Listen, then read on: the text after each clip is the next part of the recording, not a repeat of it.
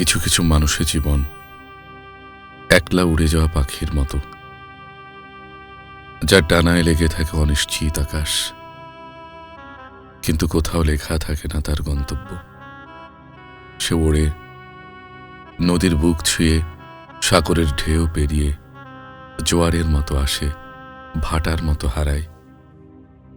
কোনো তীরে তার নাম লেখা থাকে না কখনো। ঘর আছে, তবু সেই ঘরে ফেরার মতো তারা নেই আকাশে। ফিরলেই নেমে আসে বিষণ্ণতার ঘন কুয়াশা। দেয়ালগুলো চেয়ে থাকে নীরব শ্মশানের মতো। বাইরে অজানা ঝড়, অচেনা ঢেউয়ের হাহাকার, তবু সে ভয় পায় না এতটা, যতটা ভয় পায় নিজের নিঃসঙ্গতাকে।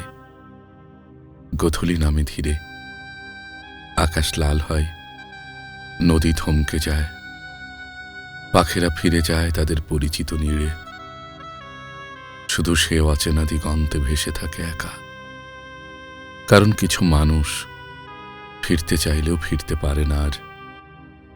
তাদের জীবন হয়ে যায় এক অনন্ত সমুদ্র, যেখানে ঢেউ আছে, গভীরতা আছে, কিন্তু কোনো তীর নেই, কোনো তীর নেই।